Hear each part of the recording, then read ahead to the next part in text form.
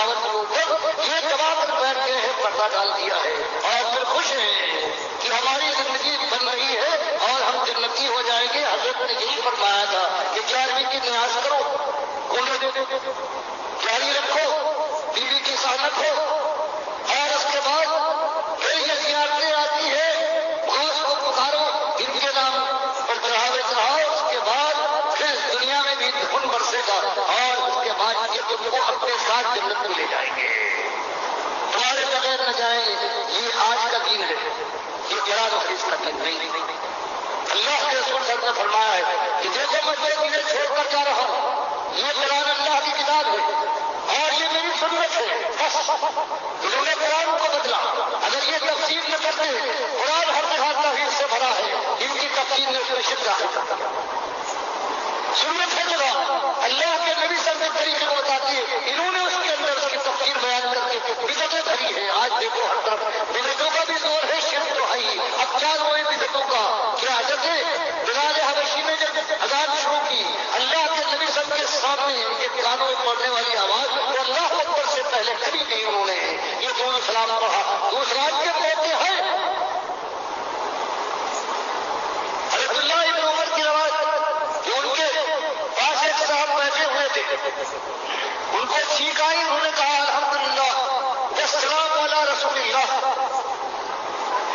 کہ الحمدللہ اور سلام کی ہو اللہ کے رسول صلی اللہ علیہ وسلم۔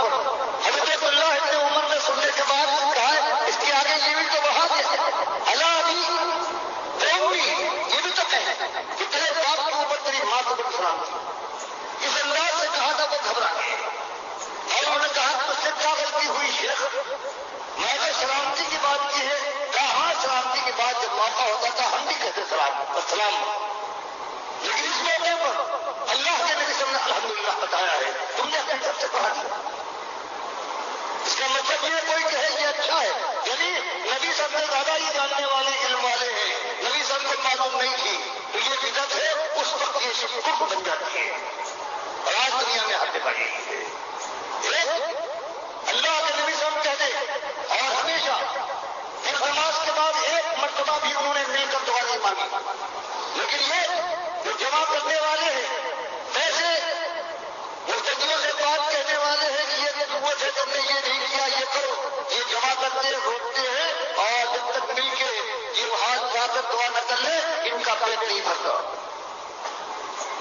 قرآن کو بدلا، حدیث کو بدلا، سنت کو بدل ڈالا اور پھر امت ہے ان کو پیشوا مانتی ہے، ان کو لے کر۔ میرے پیارے بھائیو، یہ آواز درد بھری آواز، ایمان خالص کے اندر ڈوبی ہوئی آواز، شرک کی دشمن آواز ڈاکٹر مسعود الدین عثمانی رحمۃ اللہ علیہ کی ہے۔ شرک اور کفر کے ہر دروازے کو بند کیا قرآن و حدیث کے دلائل سے، اور بدعت کے اوپر تھوکنا بھی گوارا نہ کرتے تھے۔ اپنے پیچھے ایک جماعت چھوڑ کے گئے اور کچھ عرصہ تو وہ جماعت صحیح بالکل چلتی رہی، آہستہ آہستہ کچھ لوگ نکل جاتے تھے، ظاہری بات ہے ایمان کے تقاضے نہیں پورے کر سکتے تھے، مشکل راستہ ہے، گھبرا جاتے تھے، تھک جاتے تھے اور نکل جاتے تھے ہیلے بہانے بنا کر، اور آخر میں آ کے ایک گروہ نکلا اس جماعت سے، سرفراز احمد اور یعقوب علی کی زیر نگرانی۔ پھر اس کے اندر ان کے 4 گروہ بنے آگے، پہلا سعید احمد کا گروہ نکلا، پھر دائیو اختر بیگ کا گروہ نکلا، اور پھر ان کے اندر سے یہ فیاض محمود کا گروہ نکلا، اور دعوے سب کے ہیں کہ وہ ڈاکٹر عثمانی رحمۃ اللہ علیہ کے ساتھی ہیں، اور انہوں نے دانستہ ڈاکٹر صاحب کی اس دعوت، خالص دعوت کو یا تو روکنے کی کوشش کی، جس طرح محمد حنیف نے اور سعید احمد نے اس کے اندر شرک داخل کر دیا، سجدہ تعظیمی کا شرک لے کے آگے، اور پھر آگے بڑھتے چلے گئے اور جم کے اس کے اوپر اپنی انا کا مسئلہ بنا لیا۔ باقی جو دوسرے گروہ ہیں انہوں نے بھی کہیں نہ کہیں آ کے یا تو اس سے آگے بڑھنے کی کوشش کی اور ایسے لوگوں پر فتوے لگائے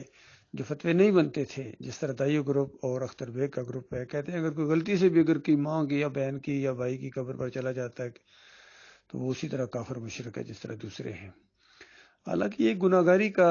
عمل ہے، سنت کے مطابق نہیں ہے۔ سنت کا عمل یہ ہے کہ پورے قبرستان پر جایا جائے، کسی انفرادی قبر پر نہیں۔ اور اگر جو قبر پوجی جا رہی ہو، مزار بنا ہوا، چادر چڑھے، وہ تو شرک ہے۔ لیکن عام قبرستان کی بات ہے، کسی اکیلے کسی قبر پر جا کر صرف اس کے لیے دعا کرنا یہ مناسب نہیں ہے۔ پورے قبرستان میں جتنے مومنین ہیں سب کے لیے دعا کریں اجتماعی طور کے اوپر، دعائیں بھی انہی الفاظ کے ساتھ آئی ہیں۔ تو انہوں نے اس طریقے سے وہ موقف چھوڑ دیا ہے، وہ خالص بات چھوڑ دی ہے، اپنی عناق اور ضد کا مسئلہ بنا کے ڈٹ گئے اس کے اوپر۔ پھر یعقوب علی کے ساتھ بھی یہی معاملہ ہوا، اور انہوں نے بھی وہ صلح حدیبیہ کا معاملہ لے کے، حالانکہ روایتیں آتی ہیں کہ لکھواتے تھے نبی علیہ السلام ہمیشہ، خود پڑھے لکھے نہیں تھے، امی تھے، اور ایک خاص موقع کے اوپر جب یہ بات معاہدہ لکھوایا جا رہا تھا کہ محمد رسول اللہ صلی اللہ علیہ وسلم اور مشرکین مکہ کے درمیان یہ معاہدہ ہے، تو یہ لکھوایا گیا تو وہ بول پڑے، ان کا بھی محمد رسول اللہ مت لکھیں، محمد بن عبداللہ لکھیں، ہم تو رسول اللہ نہیں مانتے، اگر رسول اللہ مانتے تو لڑائی کیوں ہوتی؟ تو محمد صلی اللہ علیہ وسلم نے کہا علی اس کو مٹا کے محمد بن عبداللہ لکھ دو، اگر یہ نہیں مان رہے لیکن میں محمد بن عبداللہ بھی ہوں اور رسول اللہ بھی ہوں، تو رسول اللہ کاٹ کے محمد بن عبداللہ لکھ دو۔ تو انہوں نے کہا یا رسول اللہ میری ہمت نہیں پڑتی ہے، یہ کوئی نافرمانی کا انداز نہیں بلکہ ایمانی انداز تھا کہ میں نہیں کاٹ سکتا ہوں۔ اس سے ایک دوسروں کو بھی دکھانا ہوتا ہے کہ تم رسول اللہ نہیں مان رہے ہو، میں مان رہا ہوں۔ تو پھر نبی علیہ السلام کو لاؤ ادھر، کہاں لکھا ہوا دکھاؤ مجھے، اور اپنے انگوٹھے سے اس کو مٹا کے محمد رسول اللہ لکھ دیا۔ اب یہ روایتیں بھی ہیں، تو ان کے مطابق اگر کوئی مانتا ہے، ان روایتوں کو مانتا ہے، تو پھر یہ معجزے کے طور پر مانے گا، کیونکہ لکھنا تو نہیں جانتے تھے۔ اب اگر ان کا ہاتھ چلا ہے ان روایتوں کے مطابق پھر یہ معجزہ ہے، اور اگر کسی سے لکھوا دیا کسی اور سے تو وہ بھی بالکل ٹھیک ہے۔ لیکن یعقوب علی ڈٹ گئے کہ نہیں، یہ معجزہ ہو ہی نہیں سکتا ہے، لہٰذا ان روایتوں کے اوپر انہوں نے پھر ہاتھ صاف کرنا شروع کیا کہ ان کی وہ دیکھیں گے، راوی دیکھیں گے، اور یہ، اور پھر معجزات کا بھی انہوں نے بہت مذاق اڑایا۔ اس انداز سے یہ اس راستے سے ہٹ گئے۔ سعید احمد ان کے اندر سے نکلا، وہ بھی سجدہ تعظیمی کے چکر میں آ گیا، محمد حنیف کا امن والا بن گیا۔ تو تین گروہ یہ نکلے تھے۔ پھر بدر صاحب کے بچے زیر نگرانی سرپرست اعلیٰ فیاض محمود، جو بہت بڑا مناظر باز ہے، اس نے اسی نقطے کے اوپر یعقوب علی سے علیحدگی اختیار کی تھی، اور ہم بھی ذرا خوش ہوئے کہ دیکھو ایک چھوٹے نقطے کے اوپر اگر یہ ڈٹ گئے ہیں تو ظاہری بات ہے پھر بڑے معاملات میں تو اور زیادہ ڈٹیں گے۔ تو ان کے قریب بھی ہم نے ہونے کی کوشش کی، ان کو اپنے قریب کرنے کی کوشش کی، اور طے یہ پایا کہ ہم اکٹھے چلیں گے، اور تفسیر اور تشریح اور ڈاکٹر صاحب کے سوال و جواب جس انداز سے یہ باتیں ہیں، بالکل اس کو جو نہیں مانے گا وہ آؤٹ، ہمارے سسٹم کے اندر سے آؤٹ، ہمارے نظم کا ایسا نہیں بن سکتا ہے۔ تو ابھی 6-7 مہینے بھی نہیں گزرے تھے کہ فیاض محمود کی وہ گفتگو، اندرونی گفتگو پکڑی گئی۔ انہوں نے اپنے ساتھیوں کے ساتھ، جو ان کے کاتب تھے، کمپوزنگ کرتے تھے، اور ان کے اپنے جو عبید الرحمان صدیقی ان کے ساتھ گفتگو کر رہے تھے کہ دیکھیں ڈاکٹر صاحب کے سوال و جواب کو جو یہ ضمیر صاحب کمپوز کر رہے ہیں، ہم ان کو اپنے سر نہیں لیتے ہیں، کیونکہ انہی کی وجہ سے مسئلے بنتے ہیں اور گروہ بندیاں ہوئی ہیں، اور ہم ان کو آن نہیں کرتے ہیں۔ تو اس طریقے سے ہمارا یہ معاہدہ ان کے ساتھ ٹوٹ گیا کہ تم آن نہیں کرتے ہو، تم اپنے سر نہیں لیتے ہو، ہم تو لیتے ہیں بھائی، کیونکہ ہم ڈاکٹر صاحب کے اصلی ساتھی ہیں، اور